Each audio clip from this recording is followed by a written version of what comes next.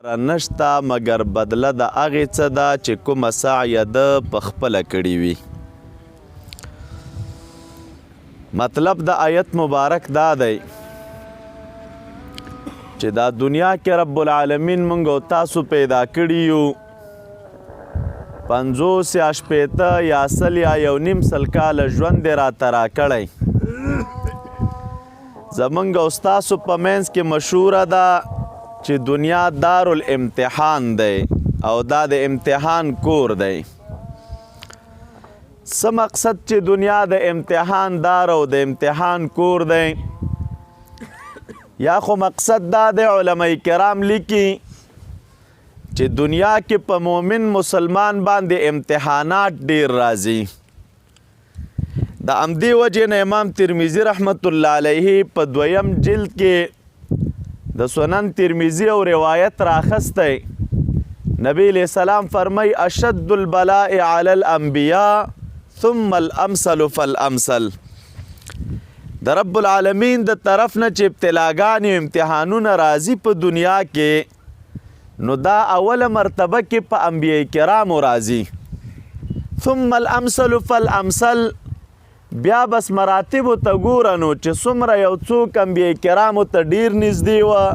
او څومره عند الله مرتبه لوړه وه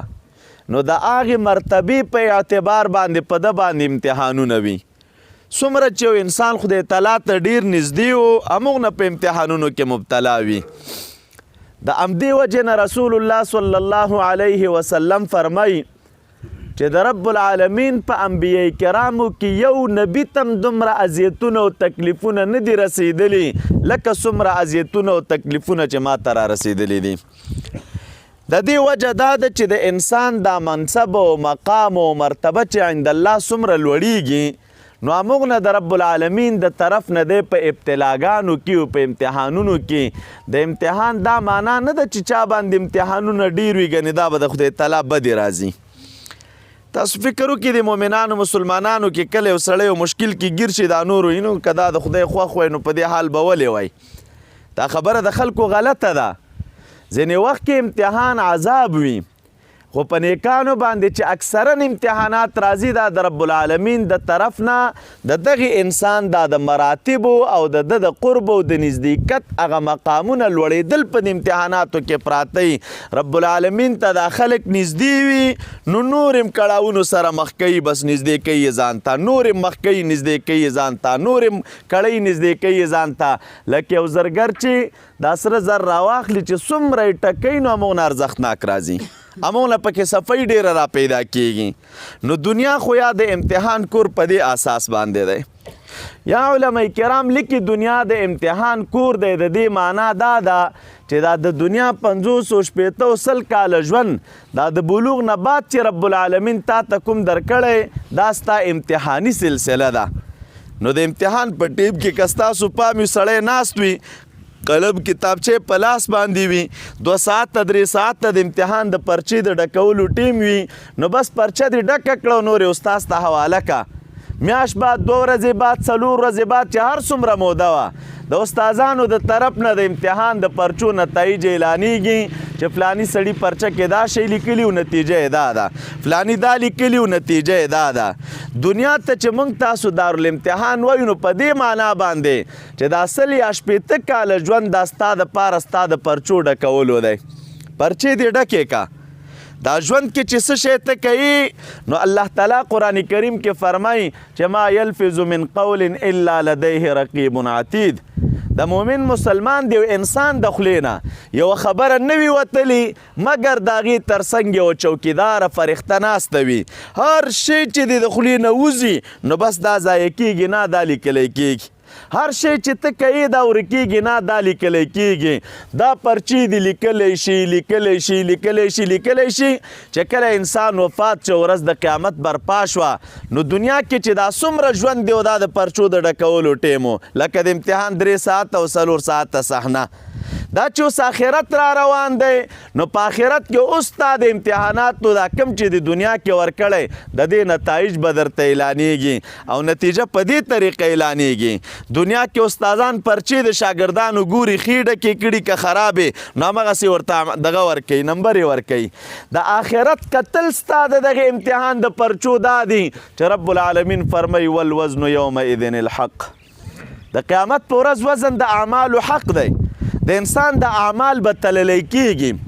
عمل به سره کم تللی کېږي. نو که ته خو وایي چې ما ته عمل په سترګو ښکاري نه نو تللی کېږي به سره کم، عمل خو چې وشو نو د منځه لاړه. دا ځان ته یو اختلافي مسله ده د اهل سنت او د معتزلو ترمنځ. مختلف جوابات علماو کړي خو یو جواب دا کوي چې د قیامت په ورځ د انسان اعمال تللی کېږي. معنا دا ده چې د اعمالو د عملنامې تللی کېږي. دا کمی عملنامو کې چې د ملکو داسته اعمال لیکلي دي دا به د میزان په تله کې واچولی شي دا درته تلي. او یا دغه عملونو ته به د قیامت په ورځ باندې رب العالمین جسم ورکړي او بیا به یې د میزان په تله کې وتلي. نو که نیک اعمال د درانده شول رب العالمین د جنت تلیږي او که چېرته بد اعمال د درانده شول نو که د الله تعالی مشیت و نو جهنم ته دې لیږي. نو د دې وجې نه دوستانو دنیا دارالامتحان دی. نتیجې موږ او تاسو د قیامت په ورځ وینو. رب العالمین د موږ او تاسو ته د خپلو اعمالو درستې نتیجې نصیب کړي او په دې دنیا کې د الله تعالی موږ او تاسو ته د نیک اعمالو توفیق راکړي. اوس چې هر کله قانون دا دی چې دا دنیا کې ژوند په دنیا کې کړنې او په دنیا کې نیک اعمال دا امتحاني سلسله ده او جزا او بدله د قیامت په ورځ باندې وینو. نو بیا د دې امت چې د رسول الله صلی الله علیه وسلم امت دی او د مخکنو امتونو په درمیان کې سره یو څه توفیر دا وه د مخکنو امتونو په باره کې د رب العالمین فیصله دغه وه چې کومه ما تاسو ته ولوستل. الله تعالی فرمایي چې په مخکنو کتابونو کې فیصله دا وه چې وان لیس للانسان الا ما سعی. انسان لره نشته دی مګر بدله د هغه څه ده چې کومه سعی یې ده کړي وي. دا معنا یعنی که په دې دنیا کې تا خپله کم عمل کړی وي نو د قیامت په ورځ د همغې مطابق به درته بدله درکولی کېږي که نیکه وي او که بده وي. خو داسې نشي کېدلی چې په دې دنیا کې د یو انسان عمل وکړي او د دغه انسان د عمل په وجه د رب العالمین په بل باندې اسانتیا راولي او په بل باندې د راحت راولي. دا د مخکنو امتونو په باره کې د رب العالمین فیصله وه. خلاصه ده که به یې خپله نیک اعمال کړي وه د مغې بدله به ورته میلاوېده، که به یې بد اعمال کړي وو د مغې بدله به ورته میلاوېدله. خو په دغې امت د رب العالمین خصوصي فضل دا دی چې خپله د عمل وکړه د هغې بدله خو درکوي درته چې دا څه شی دي لیکلي په عملنامه کې. خو که چېرته ته ژوندی او یا وفات شوې د وفات نه بعد یو بل کس رالګېږي او عمل کوي او نیکي کوي او په دې فکر باندې کوي چې زه دا نیکي کومه خو زه د دغې خپلې نیکۍ ثواب د خپل رور ته بخم، زه دا نیکي کوم ثواب پلار ته بخم، زه دا نیکي کوم ثواب دوست ته بخم، زه دا نیکي کوم ثواب استاذ ته بخمه. لنډه دا نیکي ته کوي اما دا استاذ دی یا ژوندی دی یا وفات دی، دا پلار دی یا ژوندی دی یا وفات دی، همدغه رنګې دوستانو دا دوست یا ژوندی دی یا وفات دی. خو د الله تعالی خاص فضل په دې امت باندې دا دی چې دا عمل یو انسان وکړي د دغه یو انسان د عمل په وجه باندې رب العالمین په بل انسان باندې راحت او اسانتیا راولي. دا د دې امت خصوصیت دی، دا د مخکنو امتونو خصوصیت نه و. هلته چې د خپله څه کړي وو همغه بدله وه، دلته د خپل عمل بدلم درکوي نیکه او چې بل یو انسان عمل وکړي نو د هغه بدله م ورته ورکوي. لکه تاسو ته ووایم یو سړی دی عبادت کوي، د عبادت د جملې نه لاس یو پلار وفات دی، ورور وفات دی، دوست وفات دی، لاس یې جي کړی دی خدای زما پلار وبخې، خدای زما مور وبخې، زما دوست وبخې، زما استاذ وبخې. نو دا دعا ته خو په حدیث مبارک کې عبادت ویلی شوی. یو حدیث کې راځي چې دعا خپله عبادت دی، دویم حدیث کې راځي چې دعا مغز د عبادت دی. نو دعا چې انسان کوي نو دا عبادت خو دغه څوک کوي چې دا چا لاسونه پورته کړي دي. دا دعا کول دا خو د مړي عمل نه دی، دعا خو د ژوندي عمل دی. ژوندي انسان لاسونه پورته کړي دی او دی دعا کوي، عبادت دی کوي. اما د عبادت په وجه باندې رب العالمین په بل انسان اسانتیا راولي. دا قبر کې چې څوک پروت دی الله تعالی په هغه باندې د دعا په وجه اسانتیا راولي. که په ګناه کې خدای تعالی ګرفت ورسره کړی خدای تعالی پې اسانتیا راولي. شرح صدور کې سیوطي رحمه الله یو حدیث راخستی، نبی علیہ السلام فرمایلی دي یو حدیث کې دا راځي مل میت فی القبر الا کالغریق المتغوث، وای مړی په قبر کې نه دی مګر په شان د هغه انسان دی چې هغه غرق وي په اوبو کې او خلکو ته چغه وایي او خلکو نه مدد غواړي، بوټي تم لاس اچوي، لاس هم خوځوي، یو خوا بل خوا شور هم کوي چې خلکو راشي د اوبو نه مې وباسئ. نو نبی علیہ السلام فرمایي د مړي مثال هم په شان ته د دغې غریق دی. نو څنګه چې غریق انسان هغه هر شي ته لاس اچوي، نو چې څوک په قبر کې پروت دی نو ینتظر دعوة من ابن، د انتظار د دې کوي چې ما پسې د پلار د طرفه دعا وشي، انتظار د دې کوي ما پسې د زوی د طرفه دعا وشي،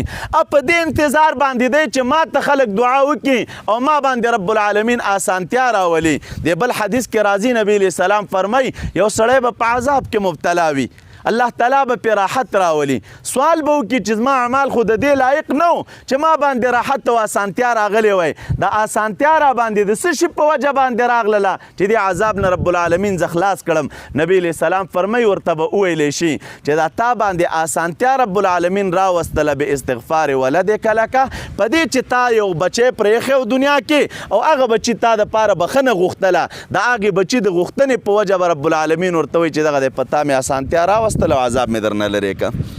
اوس دا دعا خو مړي نه ده کړې، دعا خو ژوندي کړې ده، دعا خو زوی کوي، دعا خو ورور کړې ده، خو لیکن او دا دعا خپل عبادت دی. عبادت یو انسان کې خدای تعالی آسانتیا په بل راولي. همدغه رنګ امام ابو داود، امام ترمذي چې څومره عمده محدثین دي، د یو حدیث مبارک راخستی، یو صحابي مبارک راغی نبی علیہ السلام ته فرمایي یا رسول الله مور مې وفات شوې او زه موجود نه وم، که چېرته زه موجود وی او دې ما ته وصیت کړی وی چې بچی څه پکار دي نو ما ته به یې ویلي وی چې بچی ما د طرف نه صدقه وکړه، خو چونکې زه په موقع نه وم او هغه وفات شوې ده نو که اوس زه صدقه وکړم زما د صدقې اجر او ثواب هغې ته رسیږي که نه رسیږي؟ نبی علیہ السلام ورته وی او بالکل ورته رسیږي. صحابه کرام ناست دي، نبی علیہ السلام ته وی یا رسول الله تاسو په دې ګواه اوسئ چې ما خپل پلانی باغ د خپل مور په نوم باندې صدقه که، دا مې د هغې دپاره صدقه که چې اجرونه او ثوابونه هغې ته ورسیږي. اوس صدقه خو زوی کوي لګیا دی، باغ زوی صدقه که، دا خو د مړي صدقه نه ده، دا خو د ژوندي صدقه ده، اما د دغې ژوندي د عبادت ثواب رب العالمین مړي ته رسوي، دا خصوصیت رب العالمین مخکنو امتونو ته نه ورکړی، دا خصوصیت د امت د رسول الله صلی الله علیه وسلم دی. عمل یو انسان کړی اسانتیا په بل راځي، عمل یو انسان کړی رب العالمین ښه معامله د بل انسان سره کوي، د مړي سره یې کوي. همداسې ډېرې نمونې نور هم شته دی چې د یو انسان د عمل په وجه باندې رب العالمین په بل انسان باندې چې دی اسانتیا راولي. دا زموږ ستاسو وطنونو کې خیراتونه رواج دي که نه، خلک خیرات کوي، غویې حلال کړي، وریجې پخ کړي دي، بل او بل او بل، بیا ورسره خلک وایي دا چې څوک را خیرات ته را روان وي فقیران او مسکینان وایي لکه راځي د پلاني خیرات دی، نو مړی یادوي ژوندی نه یادوي، څوک چې مړ وي د پلاني مړي خیرات دی، خلک ټول خیرات ته په همدې نوم راځي د مړي خیرات دی. نو هلکه خیرات خو مړي نه دی کړی، خیرات خو ژوندي کړی، مړی غریب خو دې دفن که، خو خیرات به یا زوی کړی یا به ورور کړی یا به دوست کړی، دا خلک د مړي نوم ولې یادوي چې راځي د پلاني خیرات دی؟ خیرات خو د ژوندي دی او خیرات خو عبادت دی او دا عبادت ژوندی کوي او دی خو چې دی اوس وفات چې دا د ژوندي نوم خلک ولې یادوي؟ دا د دې دپاره یې دی یادوي دوستانو د مړي. ټیک ده چې خیرات ژوندي کړی دی، خو دا ژوندي په دې فکر کړی چې زه د دغې خپل خیرات اجر او ثواب د خپل مړي ته بخم، یا پلار ته بخم یا ورور ته بخم یا دوست ته بخم، په دې فکر ده دا خیرات کړی. او زمونږ او ستاسو د اهل سنت والجماعت دا عقیده ده چې رب العالمین د دغې ژوندي انسان د عمل ثواب دغې مړي ته رسوي په شرط اخلاص باندې، چې اخلاص پکې وي او للهیت پکې وي او د رب العالمین د رضا دپاره دا کار کړی، الله تعالی په هغه باندې آسانتیا راولي او د ده د عمل ثواب هغه ته رسیږي. د همدې وجې نه خلک د ژوندي نوم نه یادوي، د مړي نوم یادوي، کنې کار خو مړي نه دی کړی، خیرات خو ژوندي کړی دی، عمل خو د ژوندي دی، خو د ژوندي د عمل په وجه باندې رب العالمین په مړي باندې چې دی راحت او آسانتیا راولي. خو یو په شرط دی چې نیت درست وي، ښه نیت درست وي، دا په ټولو شیانو کې اساس او بنیاد نیت دی.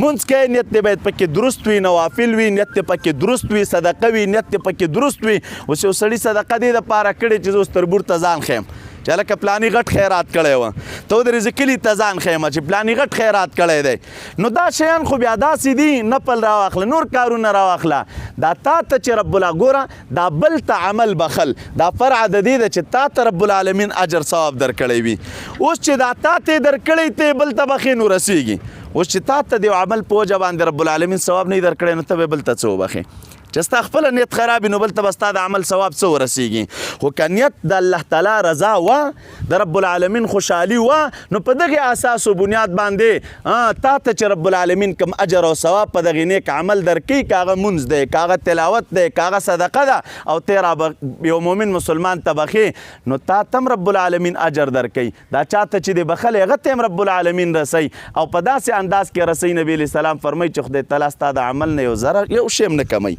چې کم ثواب تا ته درکړی تا ته هم درکوي او چې هر چاته دی بخلی دی په همغې کچه باندې رب العالمین هغه کسانو ته هم ورسوي چې چاته تا د خپل عمل ثواب بخلی دی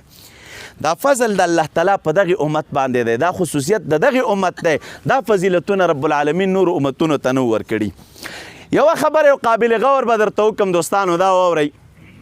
کله چې یو ځای ته لاړ شو خامخا یو ځای کې وطن کې مشکلات وي خلک غوښتنه کوي بیا زموږ په وطن او زموږ په علاقه کې دغه یو مشکل دی په دغې اساس باندې غږېدل پکار دي ګر چې ټیم هم ناوخته دی خو مختصر وخت مرادي سم د هغې صدقاتو د جملې نه یا د هغې اعمالو د جملې نه چې موږ او تاسو یې کوو او په دې نیت یې کوو چې زموږ په د عمل په وجه زموږ په مړي باندې راحت او اسانتیا راځي یوه مسله دا د حیلة الاسقاط ده دا حیلة الاسقاط مسله اوس داسې شوې ده په هر ځای کې چې لاړ شو چېرته بس یو لانجه د خلکو په منځ کې جوړی یا د مقتدیانو د امام په منځ کې جوړی یا د ملیانو په منځ کې پکې جوړی او سره د دې نه چې دغه دی زموږ سپینګیري دلته ناست دي زموږ د پخوانو علما کرامو دا کار کړی دی او دا معمول را چلیدلی تاسې زه آسان او لنډ انداز کې د دې حیلة اسقاط په مقصد پوه کړمه چې مقصد یې څه شی دی دا کار موږ څه شي دپاره کوو صدقې خو موږ نور هم کوو او دلته خلک رالګېږي هیله د اسقاط هم کوي نو د دې هیلې د اسقاط او د صدقې په منځ کې توپیر څه شی دی د دې شکل او دا ترتیب خو د نورو صدقاتو نه بدل دی دا کار موږ د څه شي دپاره کوو دا ځان سره یاد ولرئ زموږ ټول علما لیکي صاحب د سراجي وغیره وغیره دوی لیکلي دي چې کلم انسان وفات شي نو یتعلق بحقوق المیت یتعلق بترکة المیت حقوق اربع د مړي د طریقې سره څلور حقوق تعلق لري کله سړی مړ شه نو د مال سره څلور شیان تعلق لري په اوله مرتبه کې د تجهیز او تکفین دا به د مال نه کیږي په دویمه مرتبه کې چې دی دیود دی چې کله دی وفات شه تجهیز او تکفین وشه نو څوک چې د باندې قرض وي او دی قرضدار وي په کار دا ده چې د مال نه هغې خلکو ته قرضې ورکړی شي فلانی قرضې وه فلانی و فلانی و دا د مال نه ادا شو په درېیمه مرتبه کې علما کرام لیکي هغه د مړي وصیت دی چې د چاته وصیت کړی چې زما په دې مال کې دا دومره حصه فلانی ته ورکوي فلانی ته ورکوي فلانی ته ورکوي نو دې ته وصیت ویلی کېږي او د وصیت بیا ځان ته مسله ده یو وارث دپاره وصیت دی او یو د غیر وارث دپاره وصیت دی ورثو کې لکه مثلا زوی دی لور ده ورور دی دا وارثان دي او هغه خلک چې شریعت هغې ته برخې ټاکلي دي عامه ده که د ذوي الفروضو نه وي او که د عصباتو نه وي خو چې وارث وي نو یو چې دی دا انسان دی یو د په حق کې وصیت دی او یو د عامو خلکو د نورو خلکو په حق کې وصیت دی دا د وارث په حق کې وصیت یو حدیث مبارک کې راځي نبی علیه السلام فرمایي لا وصیت لوارثین وارث دپاره وصیت نشته دی دا معنی یعنی لازمي وصیت وارث دپاره نشته چې ته به یې خامخا کوې مخکې وو او دا وصیت اوس ولې نشته دی په دې وجه نشته دی چې د وارث برخه د مړي په مال کې معلومه ده که مړي وصیت کړی و که یې نه یې کړی د برخه پکې ده که لږ وصیت کړی که ډېر وصیت کړی د برخه پکې ده هغه ته شریعت خپله برخه ټاکلې لور ته خپله ټاکلې زوی ته خپله ټاکلې ښځې ته خپله ټاکلې مور و پلار ته خپله ټاکلې ده د ورور دپاره خپله برخه ټاکلې ده هغه مړي ویلې که یې نه ویلي دغې برخه معلومه ده موږ او تاسو د میراث مسایل تقسیموو نو بیا وصیت دی او د وصیت نه بعد چې کله دا مراحل اتمام ته ورسیږي نو بیا تقسیم د مال دی په مابین د ورثو کې چې ورثه راولګېږي دا مال د مړي تقسیم کې چې بس دومره حق ستا شو دومره حق زما شو دا شریعت د هر چا دپاره بېله برخه ټاکلې ده خو یوې خبرې طرف ته سوچ وکئ هر کله چې غټه کچه باندې عمده شیان چې د مړي د طریقې او د مړي د مال سره تعلق لري هغه دا څلور شیان دي. په کار دا ده چې دغسې تعامل د مړي په مال کې وکړی شي. اوس یو سړی دی لګیا دی صدقه کوي د مړي د مال نه کوي. یو سړی لګیا دی چاته پیسې هم داسې ورکوي د مړي د مال نه ورکوي. وصیتونه نافظېږي د مړي د مال نه نافظېږي. دې دوران کې چې دا سړی وفات شه او د ده خپل مال پاتې دی او وروستو یې مال شته نو که وصیت یې کړي فقها وایي چې وصیت به د مال په ثلث کې نافظېږي د مال په درېیمه حصه کې. خو سړی مړ دی د ده نه مونځ پاتې دی. سړی مړ دی د ده نه روژه پاتې ده او دا روژې د ده ډېرې دي مونځ د ده منځونه ترې نه ډېر پاتې دي. نو زمونږ او ستاسو فقهای کرام وایي یو طرف ته د دې سړي نه مال پاتې دی او بل طرف ته ترې نه منځونه او روژې پاتې دي. کله چې خلکو حساب وکړه منځونه ډېر دي او روژې ډېرې دي او کم مال چې د ده نه پاتې دی دا مال لږ دی نو تاسو ته خو معلومه ده د یوې روژې خلک یوه فدیه ورکوي. دا د یوې روژې فدیه یوه سرسایه ده. مثلا که سرسایه 100 روپۍ ده نو یوه میاشت روژې یو سړي نه دي نیولي نو په ده باندې چې دی فدیه د روژې 3000 روپۍ کېږي دا به ورکوي.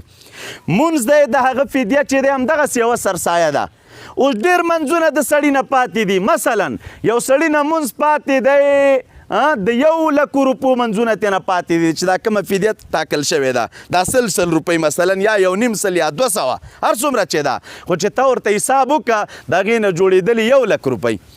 او دلته چې د مال ته کتلې نو مال دی مثلا 10,000 روپۍ یا په یو سړي باندې د 10,000 روپو فدیه ده او تا چې وکتلې د ده نه روپۍ پاتې دي 1,000 روپۍ نو دا 1,000 روپۍ خو په دې 10,000 باندې تقسیمېږي نه ته به پوره فدیه ورکوې او د باندې پاتې دي 10,000 روپۍ او فدیه چې دی پیسې پاتې دي ترې نظر نو فقهای کرام وایي وبکې څه شی لاره څه شی ده. که فدیه نه ورکوې خو د سړي غاړه بنده ده او که فدیه ورکوې مال کم دی رسېږي نه نو دې ځای کې فقهای کرامو یوه احسنه حیله لیکلې ده او هغه حیله دا ده و یو مسکین دی راشي 2 طریقې ښودلي. یوه طریقه دا ده یو مسکین دی راشي دا وارث د مړي دی دا مال مثلا 1,000 روپۍ دي دا د مسکین ته ورکړي چې هلکه دا واخله نا ما تا ته درکړې زما په مړي باندې مال پاتې و فدیه دا ته واخله ما تا ته درکړلې. مسکین دا مال واخسته قبول یې کړې بس ما قبول یې کړلې ما ته دې به تورې فدیه راکړې ما قبول یې کړې. اوس چې وارث د مړي مسکین ته دا 1,000 روپۍ ورکړې دا 1,000 روپۍ د همدقې مسکین شوې نه یې ترې نه وارث دوباره غوښتی شي نه حق لري چې ترې نه یې وغواړي. که دې فقیر او مسکین وویلې چې دا 1,000 روپۍ ما واخیستلې او زه هېڅ چاته هم نه بخمه هېڅوک ورسره حق نه لري چې ورته وایي چې محترمه پیسې راکړه ولې خو تا ورکړلې نور مالک یې همغه دی پیسې هغه قبض کړې مالک یې همغه دی د هېڅ چا هم ورسره حق نشته دی چې ترې نه غوښتنه وکړي. خو اوس چې دا یو ځل وارث دا د مړي والا کس دی مسکین ته روپۍ ورکړلې او مسکین وایي چې ما قبول یې کړلې اوس دوباره چې دا مسکین را لګېږي دا پیسې بیرته دې وارث ته ورکوي یا دا مسکین را لګېږي او بل مسکین ته دا روپۍ ورکوي دا اوس په 2مه مرتبه کې د دې مسکین احسان دی د دې مړي سره دا د وارث احسان نه دی. دا خو دغې سړي خپلې روپۍ وې که جب کې ایښې تا ورسره حق نه لرو د چې یې غوښتلې وې که دې مور نه غوښتی نه شي چې روپۍ راکړه ور دې کړې هغه پوهېږي او روپۍ پوهېږي. و چې دی وایي چې ما قبول یې کړلې خو زه دا روپۍ دې بل مسکین ته بخم دا اوس داسې ده لکه ده چې خپلې روپۍ مسکین ته بخلي دي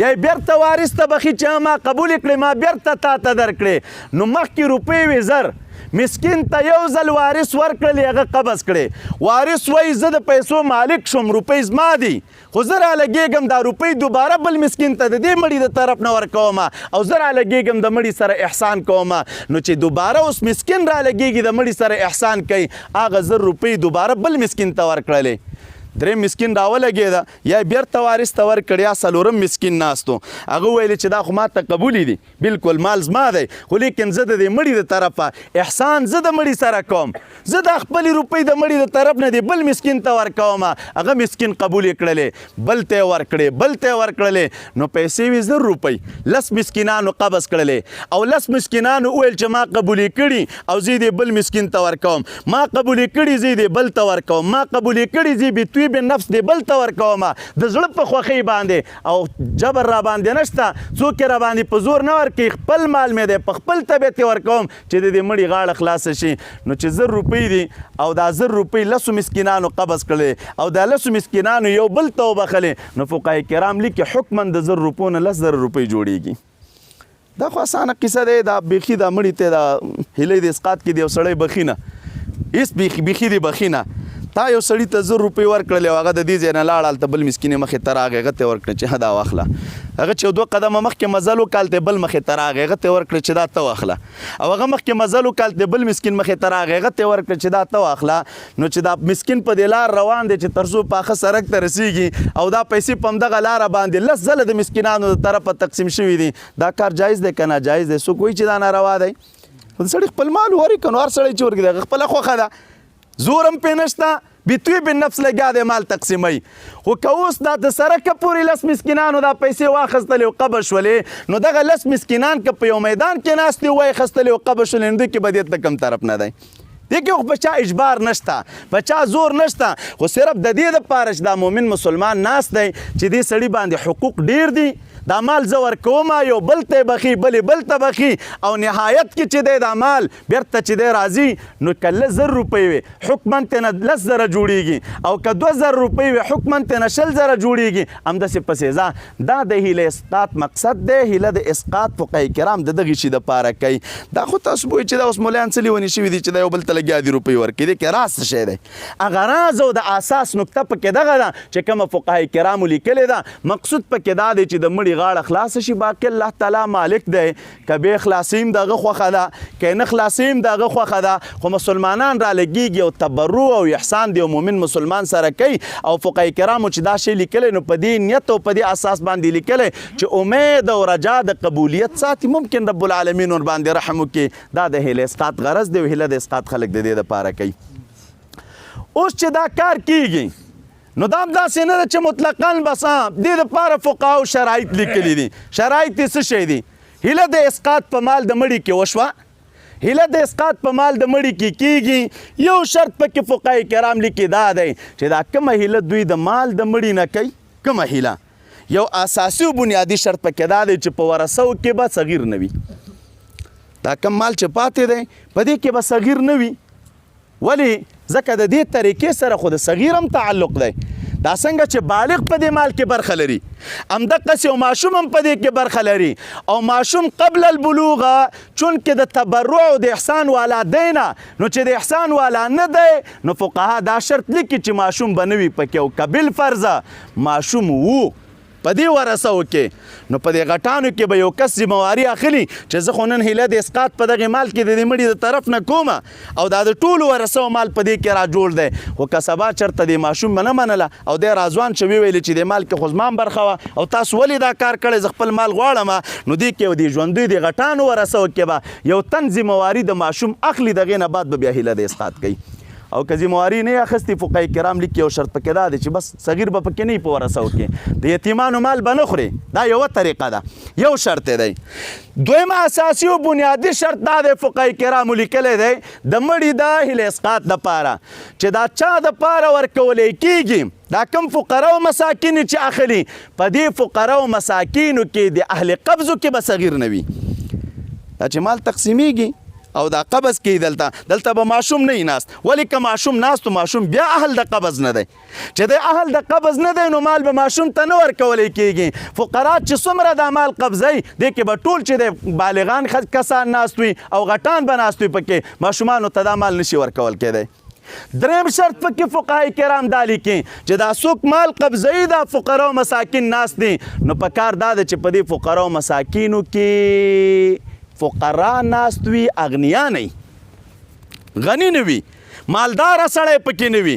هغه څوک به دا مال قبضوي چې د خپل فقیر وي وجه څه شی ده چې یو سړی غني دی او مالداره دی هغه اهل د دې دی نه چې دی قبض وکړي نو چې اهل د قبض دی نه د ناستې مقصد څه شی دی دا دې وطنونو کې خو یو رقم رواج دی قاري صاحب محترم شته زموږ د وطنونو بیا بل رقم رواج دی بره دلته دایره ناستی هلته چې به مړی وشه دا پیسې به په یو میز باندې ایښې وي نو بیا به چې دی خلک راتلل مسکینان او فقرا دا مالونه به یې سره قبضول او بیا به یې کېښودل بل مسکین به راغی بیا به یې قبض که بل مسکین به راغی بیا به یې قبض که بره زموږ درو کې دا رواج دی نو دا غریبانان خلک خو هر وخت دی مجلس په منځ کې دومره جرأت سره نه لري خواران دی به سره قرار ناستو چې کله به جنازه وشوه نو قبض دپاره به څوک راپاڅېده چې کوم د کلي ملک و ملک صاحب به راغی صاحب ما مال قبول کړی دی ملا صاحب ته ویل چې ما تا ته بېرته درباله به کېناسته یو منټ نیم به تېرو بل ملک صاحب به راغی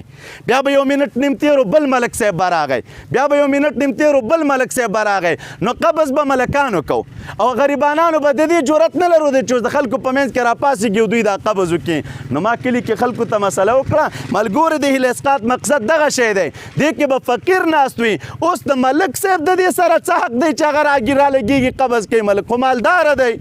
و که غریب خو بیله مسله ده اوس چې یو سړی مالداره دی غني دی په هغه زکات نه کېږي دا صدقه ده او همدغه د مړي د غاړې د خلاصولو دپاره ده نو غریب سړی به پکې ناست وي هغه څوک چې هغه مستحق د قبض وي اوس که سړی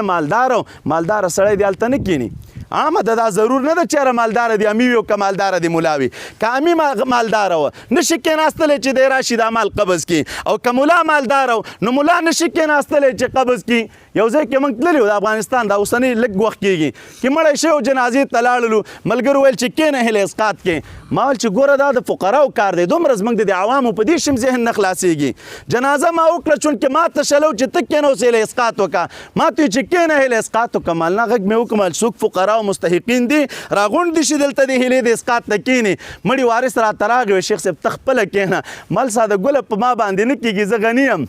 زه الحمدلله د 10-12 روپو موټر لرم سرمایه لرم دغلته راغلی مو چې دا ته زکات ما ته راکړې نو زه خو دا هېڅ څوک که ما ونه پېژني عند الله به زما مسؤلیت څه شي چې زه دلته راغلم او تا ته ناست یم زه اوس په دا کار دې دپاره کوم چې د مړي غاړه خلاصه شي او زه مستحق د قبض نه یم او مال راواخله او بیا بل ته ورکړو مال راواخله مقصد څه شی شو